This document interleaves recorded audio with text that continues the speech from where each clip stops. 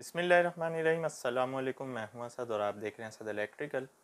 आज हम देखेंगे कि लोड शेयरिंग और सिंक्रोनाइजिंग के दौरान जनरेटर के फॉल्ट्स को किस तरह से डायग्नोस किया जाता है या उसको किस तरह से डायग्नोस किया जाना चाहिए। तो सबसे पहले तो आपको ये बात जहन में रखनी है, जो मैं पिछली वीडियोज़ में भी काफ़ी बार कह चुका हूँ, कि जब एक जनरेटर सिंगल चल रहा हो यानी सिंगल लोड के साथ कनेक्ट हो तो वहाँ पर सनेरियो डिफरेंट होता है। और जब मल्टीपल जनरेटर्स पैरेलल चल रहे हों, चाहे जनरेटर्स आपस में पैरेलल हों या ग्रिड के साथ सिंक्रोनाइज हुए हों, तो वहाँ पर सनेरियो डिफरेंट हो जाता है। तो दोनों कंडीशंस में फॉल्ट डायग्नोस करने के अलग अलग तरीके हैं जिन पे आज मैं बात करूँगा। अगर किसी जनरेटर में इंडिपेंडेंटली कोई फॉल्ट आ रहा है, स्पीड वोल्टेज से रिलेटेड या कोई भी फॉल्ट आ रहा है इंजन से रिलेटेड, तो उसको चेक करने का तरीका यही होता है कि हम इंजन पे सेपरेटली करें। लेकिन अगर लोड शेयरिंग के दौरान कोई फॉल्ट आ रहा है तो हमें ये नहीं पता होता कि वो जो फॉल्ट है वो स्पेसिफिकली किसी एक जनरेटर के अंदर है या हमारे किसी सिस्टम के अंदर है। तो यहाँ पर थोड़ी सी कन्फ्यूजन हो जाती है।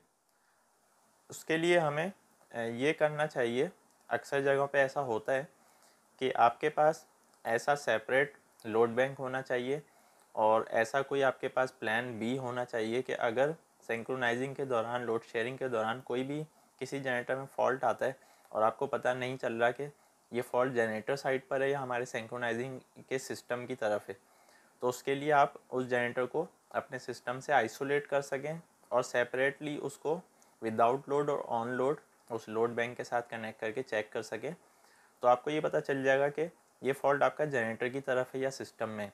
मसलन सिंक्रोनाइजिंग या लोड शेयरिंग के दौरान एक जनरेटर की फ्रिक्वेंसी में या वोल्टेज में फ्लक्चुएशन है और वो बार बार शट डाउन हो रहा है उस पर, तो आपको ये नहीं पता चल रहा कि ये जनरेटर का प्रॉब्लम है या सिस्टम का प्रॉब्लम है। तो आप जब जनरेटर को सेपरेट कर लेंगे और उसके बाद उसको विदाउट लोड चेक करेंगे, फिर उसको लोड पे डालेंगे लोड बैंक के ज़रिए से, तो आप उस फॉल्ट तक पहुंच सकते हैं।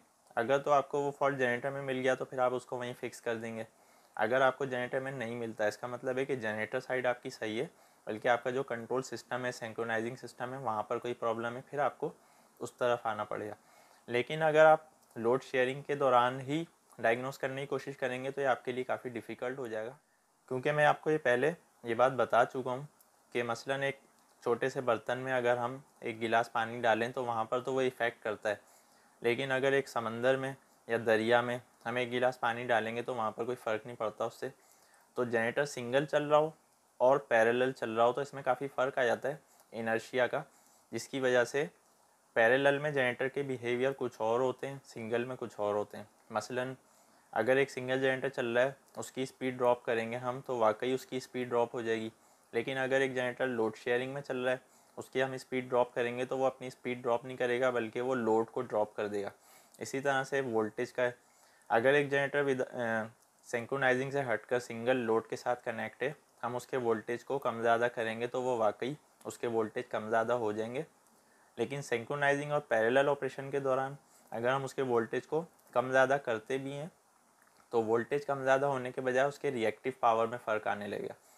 तो इसीलिए कभी भी किसी जनरेटर के फॉल्ट को डायग्नोस करने के लिए उसको सिंक्रोनाइजिंग सिस्टम से हटाकर चेक करना चाहिए।